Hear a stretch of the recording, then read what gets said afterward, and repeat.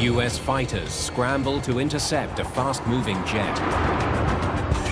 Everybody knew that there was a major problem. Stand by. I can't quite see. But this is not a combat mission. Our job is to try to figure out what's wrong with that airplane. It's a mid-air emergency. 47 Bravo Alpha, Jacksonville. Please acknowledge. A private Learjet is hundreds of miles off course. For some reason, though, that crew is not communicating with air traffic control, and we need to find that out. Can he see anything in the cockpit? The aircraft was flying toward a large metropolitan area. Get me someone from Learjet. I need to know how long this plane can stay in the air. If it went down in those areas, there'd be mass casualties. Mayday, mayday.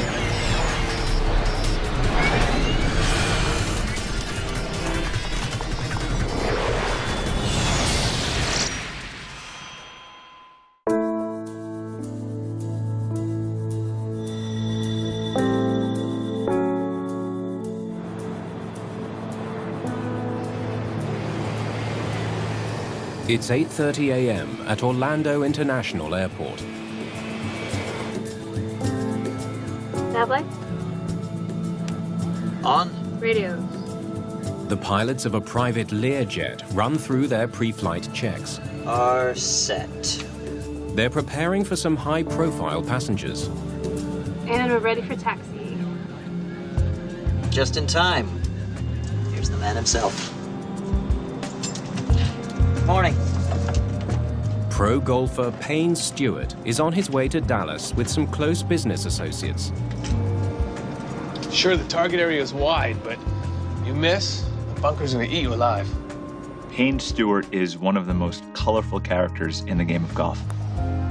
At 42, Stewart is in the middle of a comeback year. He's just won the US Open, one of the most important dates on the tour. But he's almost as famous for his trademark wardrobe as he is for his golfing. Payne Stewart was loud, he was outgoing, he was engaging. His dad always wore really colorful blazers. He always told Payne, you want to stand out. So Payne said, I'm going to wear knickers, +4s, and a flat cap. So even people who didn't follow golf knew who he was by how he dressed. Let me show you my idea for that bunker. Payne Stewart hopes his future in golf will go beyond playing the game. He has big plans for building a new course at the Dallas University where he honed his skills as an amateur. There were 3 other people with him in the plane in addition to the pilots. He had Van Arden, who was his agent, along with Robert Fraley, also his agent, and Bruce Borland, who was a member of the Jack Nicklaus Design Group.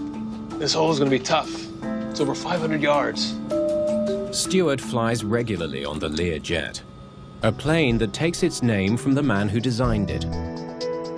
Bill Lear was working on a fighter jet design for the Swiss, and when they decided not to build that airplane, he took that design, brought it back to the U.S., and built the Learjet.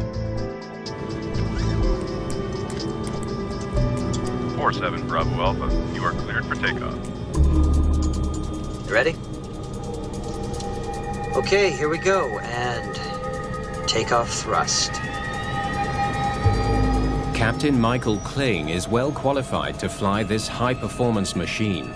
He's a former Air Force pilot and flight instructor. A lot of pilots came out of the Air Force and started flying Learjets because it reminded them and gave them that performance that they were used to. It was like the Ferrari or the Porsche business jets. P1? First Officer Stephanie Bolagarig has less than 100 hours in the Lear. She's keen to log more flight time. Rotate. At 9:19 a.m., the Learjet lifts off.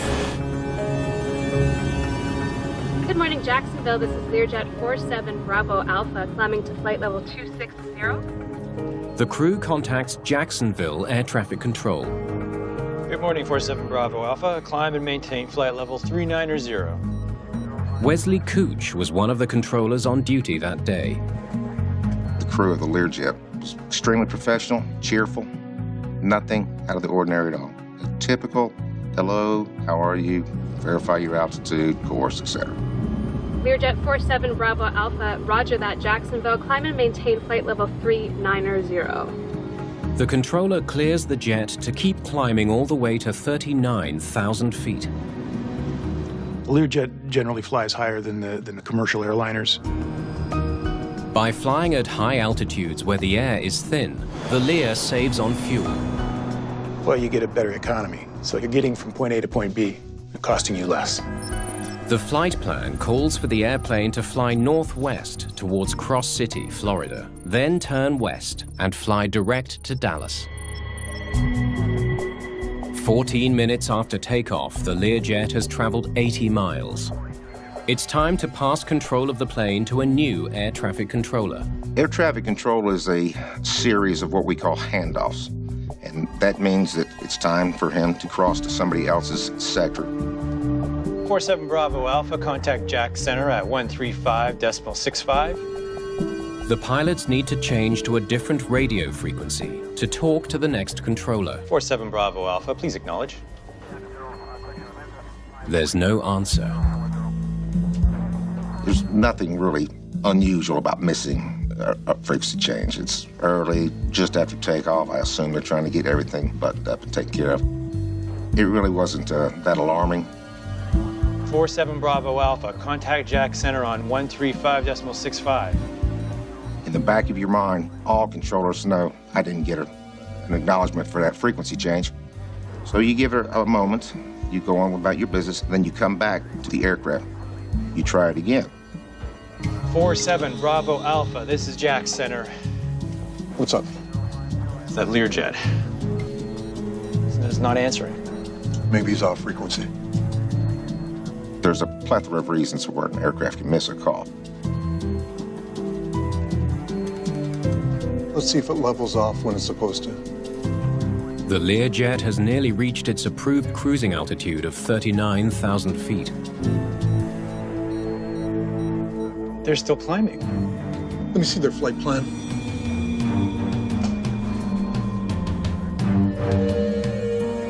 When it climbed through 39,000 feet, everybody knew that there was a major, major problem.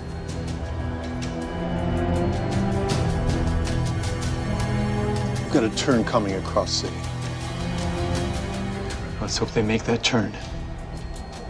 I'm gonna try again on the other frequency. 47 Bravo Alpha, Jacksonville, please acknowledge. At the same time, pilots of other planes in the area also try to contact the Learjet. 47 Bravo Alpha, come in. It's kind of a band of brothers thing among pilots that if something is beginning to go wrong, perhaps you can step in safely and remedy a situation. If the Lear's radios were failing but not failed, then perhaps a relay could be set up to communicate with the aircraft from the ground. Any pilot, do you have contact with the Learjet? Negative. Nothing from the Learjet. It's been 20 minutes since Payne Stewart's plane left Orlando. Controllers watch nervously as it approaches Cross City. It's a critical moment.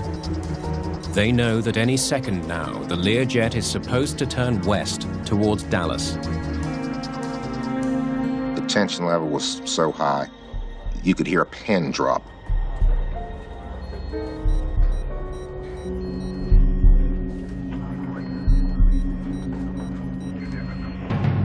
Damn it. It's not making a course correction. There was something terribly wrong. This is Jacksonville Center. I'm declaring an emergency. We're all kind of in shock and disbelief at this aircraft. Ben's in here. Experts at the National Transportation Safety Board are notified of the escalating emergency. Give me a map. Once the air traffic control system realized the aircraft had gone rogue, so to speak, the next step is to try to figure out why. It's either being hijacked or it's malfunctioned, the crew has been incapacitated somehow. This is where they are now.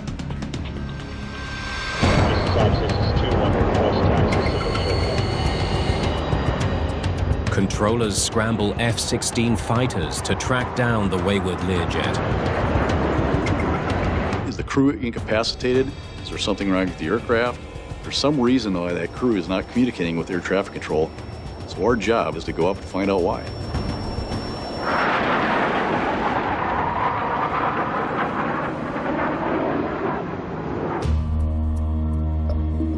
The situation is growing more urgent. The runaway plane has been out of contact for more than an hour, and it's about to fly over the densely populated area around Memphis. Get me someone from Learjet. I need to know how long this plane can stay in the air. The aircraft was flying toward a large metropolitan area. The question became, well, if it went out of control or ran out of gas over Memphis, what would happen?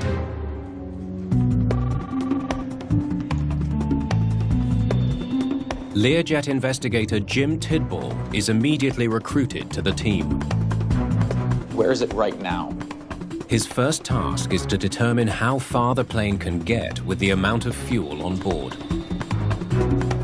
I need performance data on the 35 ASAP. When the airplane didn't make its turn, it continued on towards Memphis. And after Memphis, it was headed towards St. Louis. And after St. Louis, again towards Minneapolis. Those were all major metropolitan areas. If it went down in those areas, there'd be mass casualties. A small private jet on a routine flight has turned into a national emergency. We have a developing story, as you may have heard. There is a civilian Learjet. News of a rogue Learjet flying hundreds of miles off course has captivated the nation.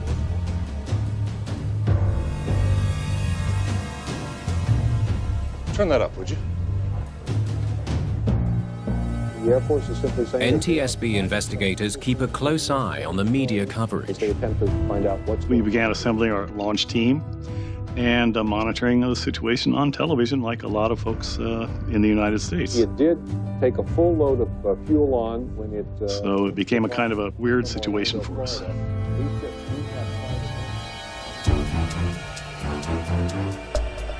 There's some good news. The plane has cleared Memphis airspace. At least it didn't hit the city. But the crisis is far from over. Controllers still have no idea why the plane is not responding. And there are more urban centers in the Learjet's path.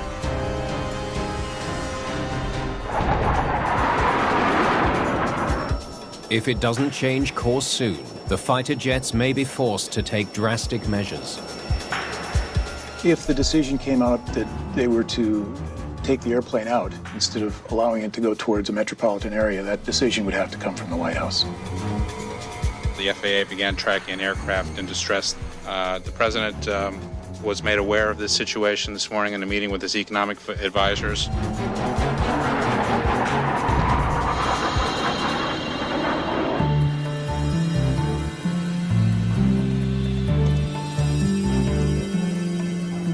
Okay, I think I got something. Jim Tidball has come up with a rough calculation of where the plane will run out of fuel. ATC kept giving the team real-time data as to where the airplane was, the heading that it was flying, etc. So we always knew where the airplane was, and calculating the fuel burn at those altitudes, we could figure how far it was going to go. My best guess is South Dakota, possibly North Dakota. I can't say more than that.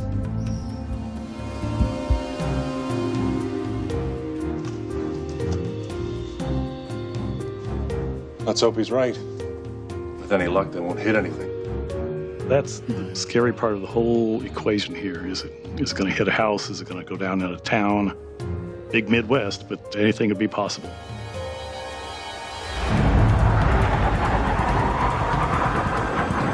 In the air, the F-16 pilots have caught up with the rogue plane. I can't quite see. Once we made the intercept, our job is to figure out what's going on with the airplane. We'll visually look at the airplane. No damage. There was no panels missing. There was no gas leaking, for instance. There was no any other fluids leaking. There was no obvious exterior damage. The fighter pilots are desperate for some way to communicate with the Learjet's crew, so they attempt a risky aerial maneuver. I'm going to try and wake them up.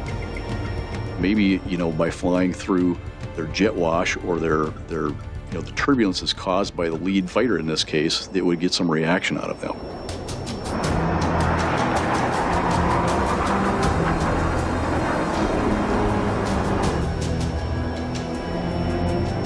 You hoping you get some movement? But it's no use. The Lear does not respond. Can he see anything in the cockpit? Stand by, I'm gonna go take a closer look. But Colonel Olson isn't giving up. Even though his F-16 is designed to fly at much higher speeds, he wrestles it closer to get a better look.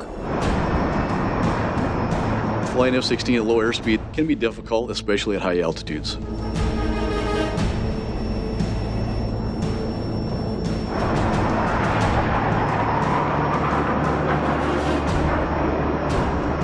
It's very strange sitting next to him, wondering what's going on inside the aircraft. The windows of the aircraft provide an ominous clue. No movement and the windows covered in frost. When the report came back that the windshield seemed to be iced over on the inside and that the cabin windows were all dark, that gave us pause for concern. If the people are conscious, they'd be trying to scrape away that condensation so they could see. So if you see no attempt to get rid of that condensation, your mind goes, what's the condition of the crew and the passengers that are on board of the aircraft? The grim reality of the situation sets in. The frosted over windscreen and a darkened cockpit and cabin indicated that the crew was probably no longer with us. The Lear jet is now a ghost plane. Can we narrow down the crash site anymore? With no hope for the passengers and crew, the only focus now is on where the plane will come down. As NTSB investigators, were very interested in where the aircraft would crash, obviously, because we had to get there as soon as we could. But all they can do is wait and watch. To hear the news of Payne likely being on that plane was very shocking. It didn't seem real. He was just winning the U.S. Open and grabbing Phil Mickelson's face and hoisting a trophy up.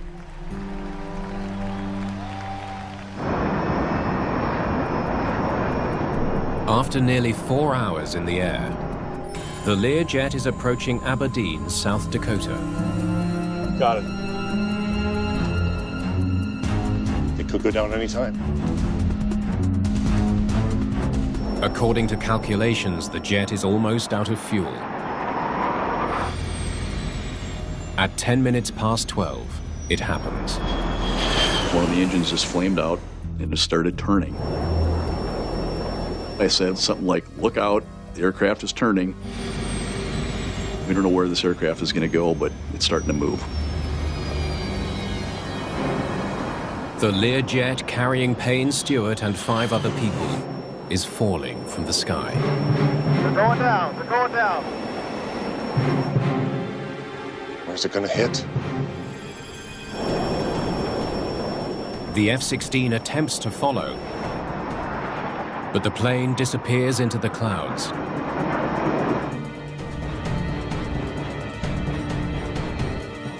It drops below the radar.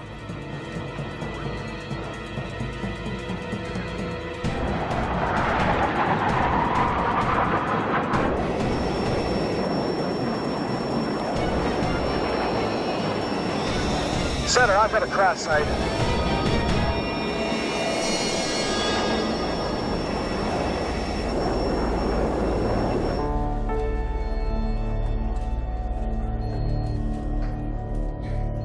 We all felt like we were pretty much just kicked in the guts, couldn't do anything. So it was a pretty bad day.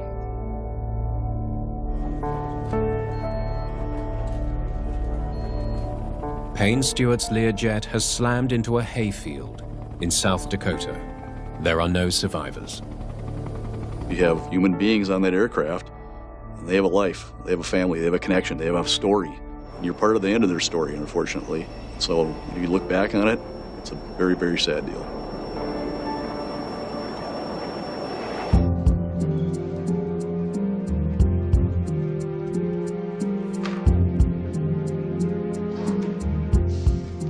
it's over. I think there was a sense of relief when the airplane actually did go down in a rural area that it did not impact a major metropolitan area.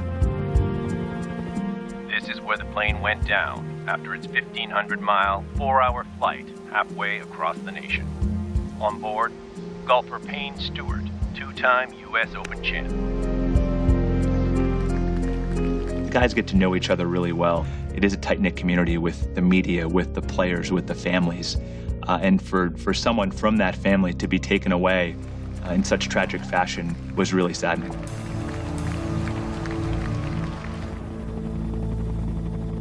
In Brown County, South Dakota, the crash has shaken local residents. And after a few flips and flops and everything, it went straight down, and it took probably 12 seconds to hit the ground.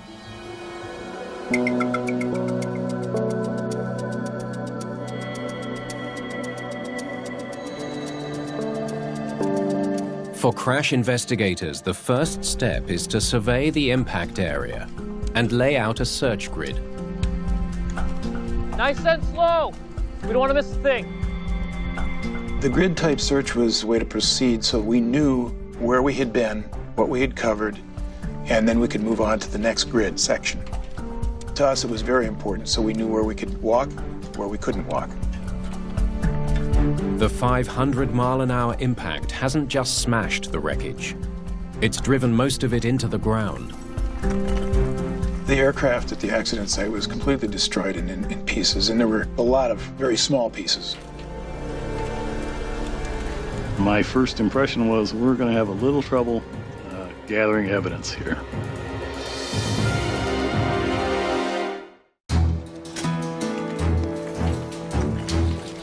At the Learjet crash site, investigators dig through layers of earth.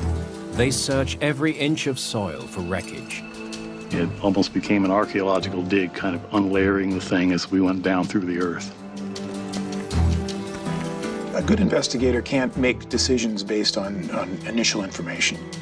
You have to have all the data before you can do an adequate job. As key pieces are recovered, investigators map out the position of the plane. They want to find the tail, and with it, the cockpit voice recorder. As we were looking through the debris in the crater, we started finding pieces that were close to the cockpit voice recorder. We knew we were looking in the right area. We felt confident that we'd find the CVR. Meanwhile, Bob Benson of the National Transportation Safety Board is piecing together what they know so far. Okay, let's see what we got. The lengthy pursuit of the flight has given him an unusual head start on the case. For an investigator to realize that an accident is going to occur before it happened is very unusual. It's a strange feeling, a sad feeling, to know an accident's going to occur, and you pack your bags early for once instead of later. The engines were okay. The F-16 folks were gathering data like both engines were running. They could see 2 contrails. It had some electrical power because navigation and rotating beacon lights were going on. The electrical was working. So what else do we know? The F-16 pilots also noticed some unusual fluctuations in the Learjet's altitude before it crashed. Stand by. I'm going to take a closer look. The Learjet was bobbing up and down in a steady rhythm known as porpoising. That probably was because the autopilot was set in a climb mode, and the aircraft was attempting to climb as high as it possibly could. But aerodynamically, there's a limit to that. And so it would get up to its very maximum ceiling and then go down and try to go back up and go down again. No pilot would deliberately fly a plane this way. I think they were unconscious, or worse, when the jets got the visual. There's another lead Benson urgently wants to pursue.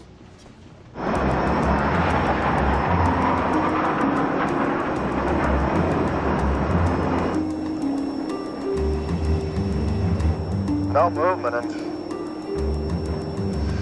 the window's covered in frost. The F-16 folks told us that there was a large area of frost, in fact covering 90% more of the front windscreens of the aircraft. on the inside. Now, that obviously indicates that at some point things got very, very cold inside. So it wasn't an answer to all our questions, but it led us quickly to think that there may have been a pressurization problem on board.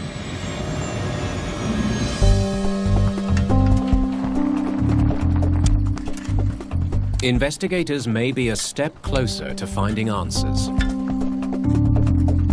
They've recovered the cockpit voice recorder. Good work. The only recording device on board. The CVR was pretty smashed when we recovered it, and there was concern that we'd get nothing off of it.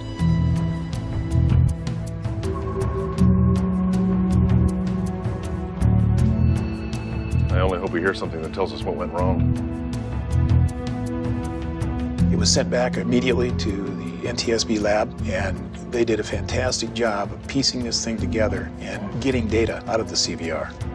Okay, let's hear it. The recording captures sounds during the last 30 minutes of flight. As they listen, investigators make a disturbing discovery. No one on board is talking at all. It was eerie because the airplane is flying, and there is no voice whatsoever. But there are other sounds, and if they can be identified, they could provide vital clues. Turn that up, please. We can hear warnings in the cockpit, buzzers, things like that. So even though no voices are heard, there's valuable stuff on those. That's the cabin altitude warning. We're definitely looking at a loss of pressure accident. The recording confirms Benson's hunch. The plane suffered some sort of decompression failure. The higher the altitude, the lower the air pressure gets. Good morning, Jacksonville. This is Learjet 47 Bravo Alpha climbing to flight level 260.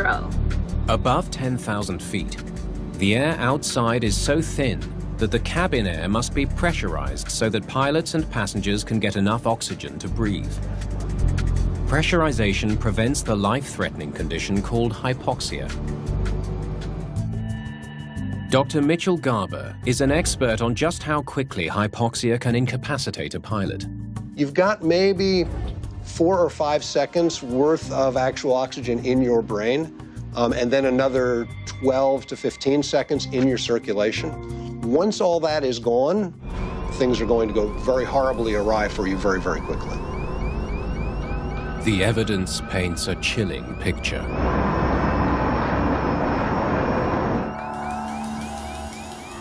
The cabin altitude warning horn was blaring for the entire 30 minutes, minus a few seconds at the end. The mystery now is, why did Payne Stewart's Learjet lose vital cabin pressure? And why didn't the emergency alarm prevent the catastrophe?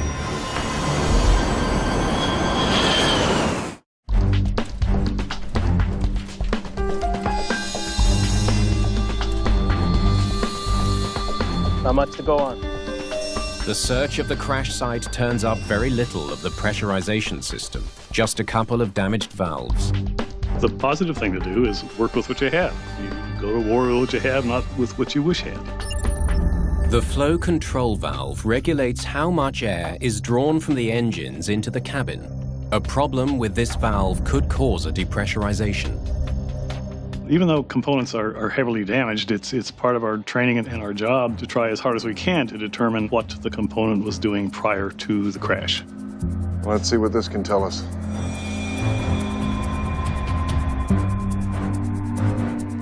Benson examines the valve under a high-powered microscope.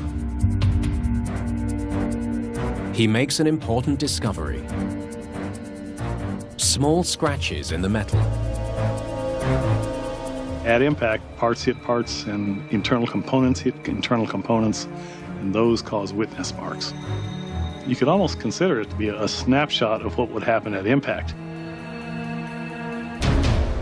Bingo. The witness marks indicated quite definitely that the valve was closed during the horrendous impact of the aircraft on the ground. With the flow control valve closed, there would have been no airflow to maintain cabin pressure.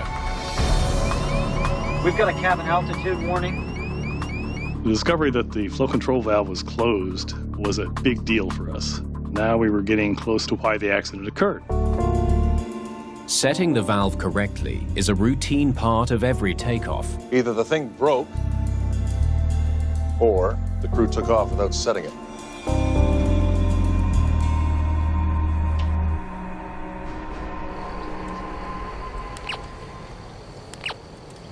Let's see what these turn up.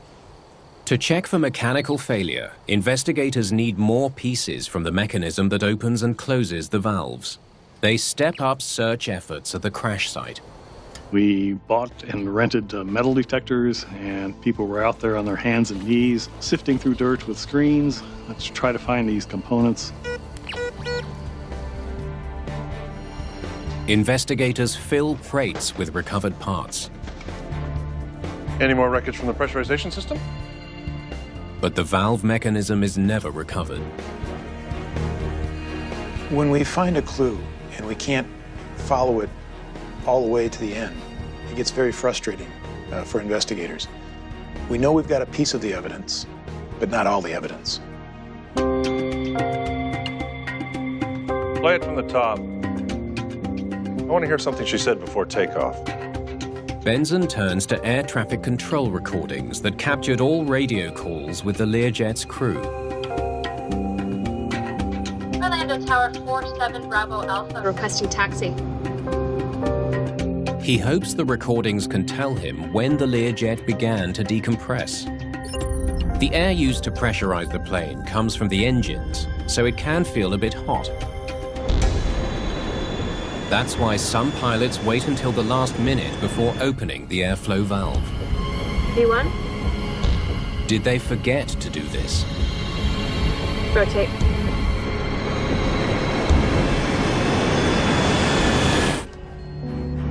Good morning, 47 Bravo Alpha. Climb and maintain flight level 390.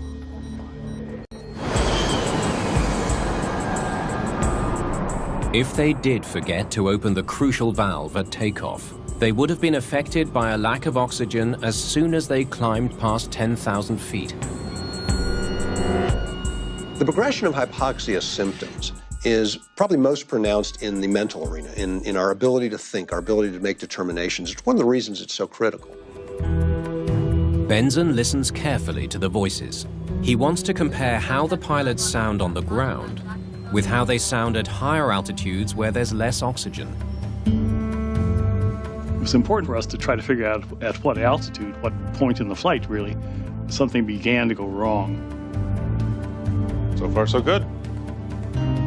Play me something from later, after they climb past 10,000 feet. Changes in their voices could reveal when the pressure failed. You may get slurred speech as you do with intoxication. You may get slower speech as you do with intoxication. Good morning, Jacksonville. This is 47 Bravo Alpha. Climbing to flight level 260. She sounds the same to me.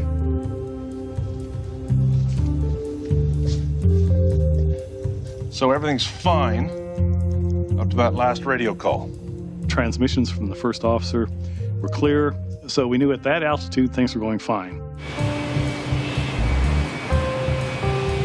Radios are set.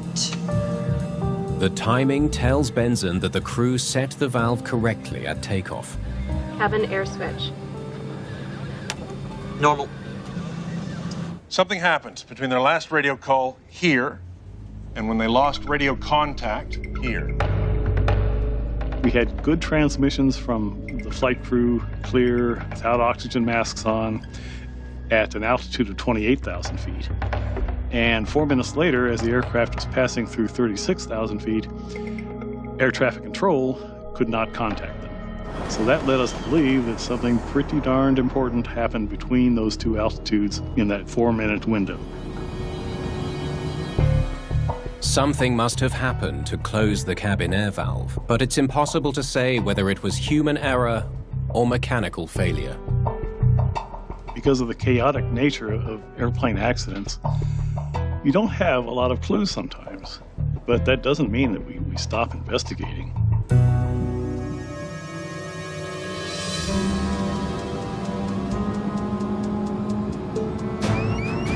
Cabin altitude warning. There's another baffling mystery. The Learjet is equipped with emergency oxygen masks. Masks on. Masks on. No matter what caused the loss of pressure, the oxygen masks should have given the crew enough air to breathe until they could land the plane. If a crew happened to get an altitude warning, gosh, the first thing any flight crew should do would be to don an oxygen mask. Can't breathe.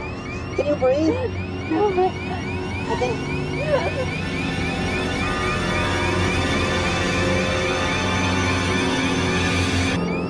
Could the emergency oxygen system have somehow failed?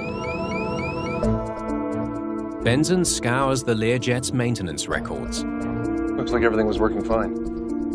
He discovers that on several previous flights, the Learjet's crew used the masks without any problems. We did determine that the oxygen was on board and the crew could have used it. So now the question became, why didn't they use supplemental oxygen? Time to take a new approach.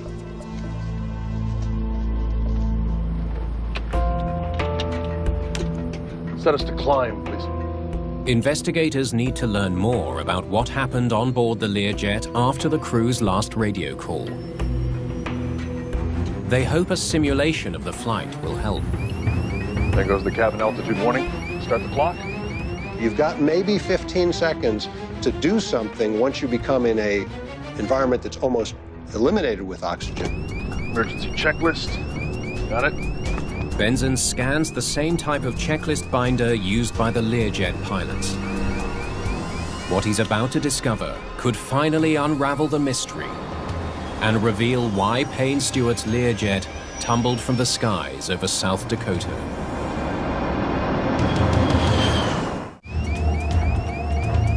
I think all of us sort of had in our heads the checklist will have, once you hear the altitude warning horn or any other indication of a decompression event, that you're going to put your oxygen mask on as the first and immediate action item.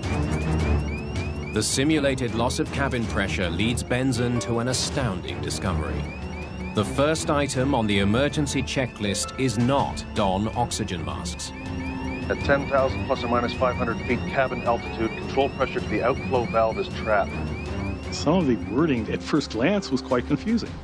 And I imagine it would be very confusing if you were under a distress situation and trying to figure out exactly what the checklist meant. This deactivates the automatic mode and stops cabin altitude from rising higher if the failure is in the automatic control system. I can't believe we still haven't put our oxygen masks on. We were surprised because it implied pretty strongly that you need to troubleshoot a pressurization problem, and if you can't fix it, then you don your oxygen masks. And that's counterintuitive to us. That was backwards, in fact. The first step should have been don oxygen masks. Okay, shut it down. I think I know what happened. Investigators now have a theory about what went wrong on board the Learjet. Everything is fine until about 24,000 feet. Then something causes the plane to lose pressure.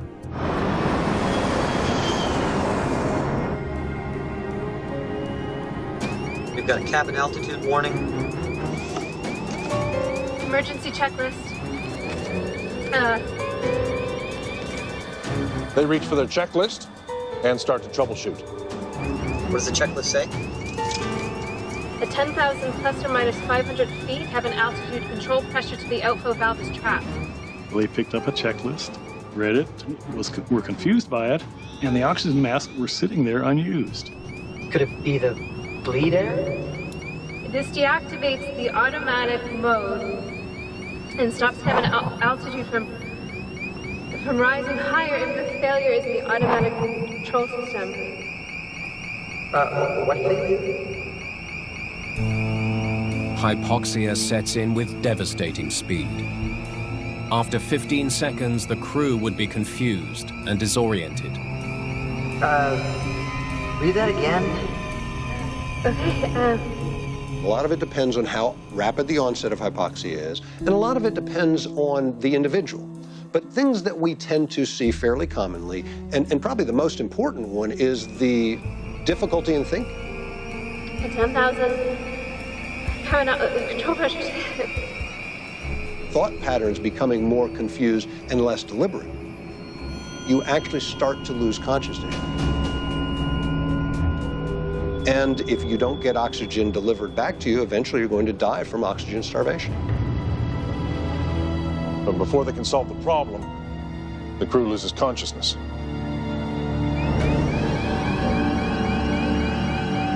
The Lear checklist, in a sense, a very real sense, could lead a crew astray. Without those masks on, they wouldn't stand a chance.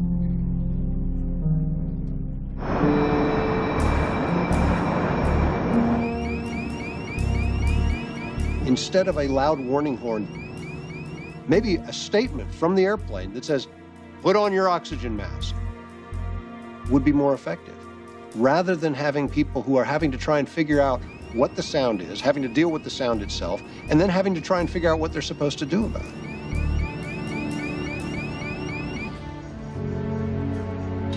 In the aftermath of the Learjet tragedy, Payne Stewart's family and friends, along with golf fans across the nation, come together in mourning. I am profoundly sorry for the loss of Payne Stewart, who has had such a remarkable career and impact on his sport. I knew Payne as a carefree guy who was nice to everybody and was very open-hearted. Payne wouldn't have wanted a lot of mourning over his death, however it happened. He was an upbeat guy. He was a happy guy who just loved living life, being with his family, having a good time. And he wouldn't want people mourning. He wanted people celebrating his life and being there for his family.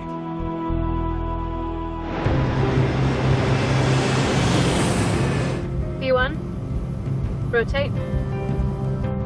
Investigators are never able to determine conclusively what caused the plane to lose pressure. The decompression could have been caused by a leaky seal on a door, a small leak about the size of a pencil in the side of the aircraft, malfunction within the system. So we don't know. But whatever the reason, the crew would likely have recovered if they'd put their masks on. The NTSB in its report ultimately concluded that had they received oxygen in a timely manner, it's likely that we would not be talking about this particular accident today. We've got a cabin altitude warning. Emergency checklist. Following the investigation, the NTSB recommends important changes to aviation checklists. We asked very strongly that that checklist that we suspected got the crew in trouble, the checklist be changed to make it clearer and more useful in an emergency. The FAA is quick to respond. Don oxygen masks is now the first item on the checklist, not just for Learjets, but for every similar plane in the sky. We were pleased with the results. The checklist was changed, again, not only for the Lear, but the FAA insisted that other aircraft, other business jets, recheck their checklist to make sure they made sense. I think the most important takeaway for me is to understand your emergency checklist. There are emergency checklists for a reason. That's to keep you safe.